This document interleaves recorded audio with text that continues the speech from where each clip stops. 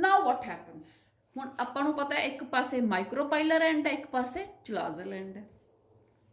ਜਿਹੜੇ ਬੇਟੇ 3 ਮੈਗਾਸਪੋਰਸ ਸੀ, ਚਾਰਾਂ ਦੇ ਵਿੱਚੋਂ 3 ਮੈਗਾਸਪੋਰਸ ਜਿਹੜੇ ਮਾਈਕਰੋਪਾਈਲਰ ਐਂਡ ਵੱਲ ਸੀ, they are going to degenerate, ਇਹ ਖਤਮ ਹੋ ਜਾਣਗੇ।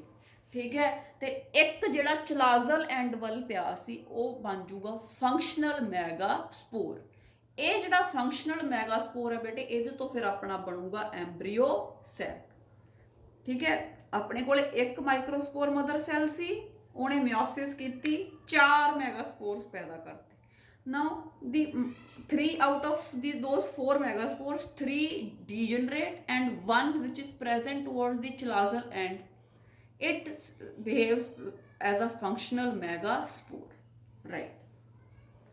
Now we have an important term here over here, that is the monosporic development.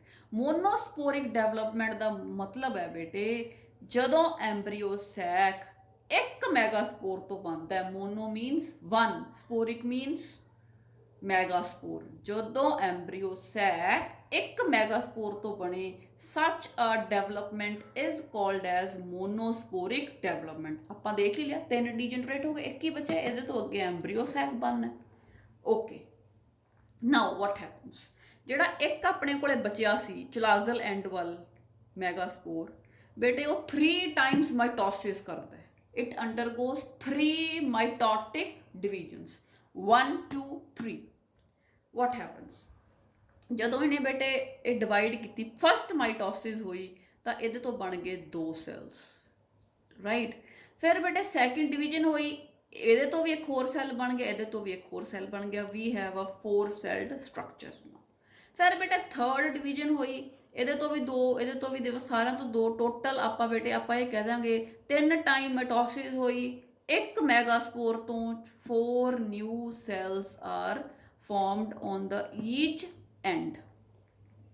Fine, okay, now what happens, ਜਿਹੜੇ ਬੇਟੇ 4 ਆਪਣੇ ਕੋਲ ਸੈੱਲ ਬਣ ਗਏ towards the chalazal end 4 towards the micropylar end. This is the chalazal end, this is the micropylar end. ਹੁਣ ਜਿਹੜੇ ਬੇਟੇ ਚਲਾਜ਼ਲ and ਵੱਲ ਸੀ, ਉਹਨਾਂ ਚੋਂ 3 will remain at the chalazal end, 1 of them moves to the centre. Similarly ਵਿਚ ਜਿਹੜੇ micropylar end ਸੀ, ਉਹ ਵੀ 3 of them remain at the micropylar end, 1 move towards the center. Now this is the arrangement of the cells. We have 3 cells at the chalazel end, 3 cells at the micropylar end, and 2 of them have come to the center. Now what are the names of these cells? ਜਿਹੜੇ ਬੇਟੇ ਚਲਾਜ਼ਲ and ਵੱਲ 3 cells ਪਏ ਸੀ, we call them as antipodals. antipodals। ਜਿਹੜੇ ਬੇਟੇ centre 'ਚ 2 cell ਆ ਗਏ, ਇਹਨਾਂ ਨੂੰ ਆਪਾਂ ਕਹਿੰਦੇ ਆ ਪੋਲਰ ਨਿਊਕਲੀਆਈ। ਬਾਅਦ 'ਚ ਬੇਟੇ ਇਹ ਦੋਨੋਂ ਇਕੱਠੇ ਹੋ ਜਾਂਦੇ ਆ, we will talk about this. ਫਿਰ ਬੇਟੇ ਜਿਹੜੇ ਮਾਈਕਰੋਪਾਈਲਰ ਐਂਡ ਵੱਲ 3 ਸੈੱਲ ਸੀ, ਉਹਨਾਂ 'ਚੋਂ ਬੇਟਾ 2 ਤਾਂ ਬਣ ਜਾਂਦੇ ਆ ਸਿਨਰਜਿਡਸ, ਇੱਕ ਬਣ ਜਾਂਦਾ egg. So at the micropylar end we have 2 synergids and a egg.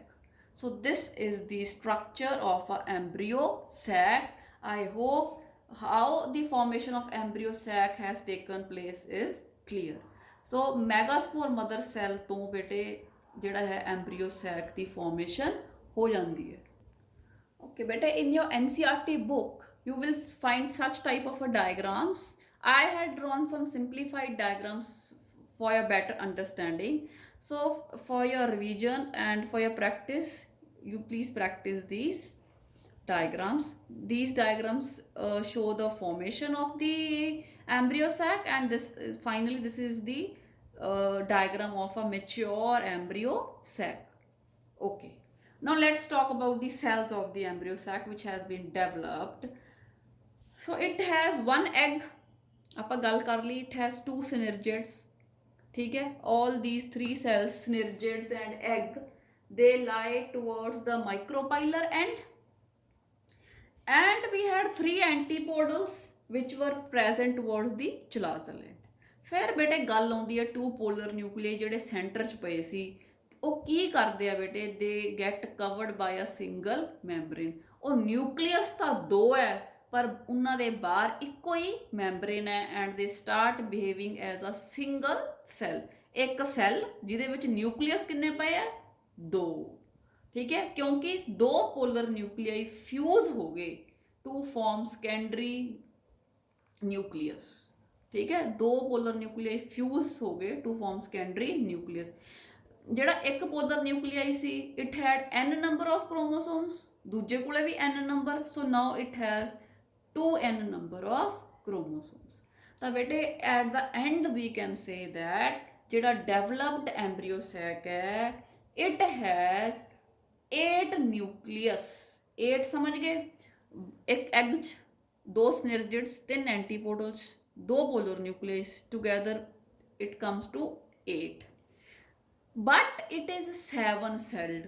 7 cell ਕਿਉਂ ਕਹਿਣੇ ਆ, ਕਿਉਂਕਿ ਜਿਹੜੇ ਦੋ ਪੋਲਰ ਨਿਊਕਲੀਆਈ ਸੀ ਉਹ now they behave as a single cell. So this is very important question. It can be asked in the exams why a female gametophyte or a embryo sac is 8 nucleate and 7 celled.